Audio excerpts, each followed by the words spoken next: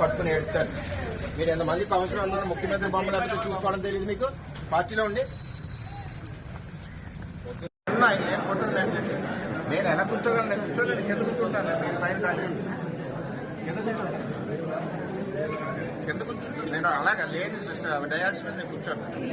ముఖ్యమంత్రి లేని డయాల్స్ మీద నేను కూర్చోను. అది ఎందుకు చెత్తకుంపడం? నేను డయాల్స్ రాను పైకి, దయచేసి నా సిస్టమ్ నాకు నేను రాను. ఇక్కడ కూర్చుంటాను, కూర్చోండి సార్. నేను రాను పైకి కూర్చుంటాను.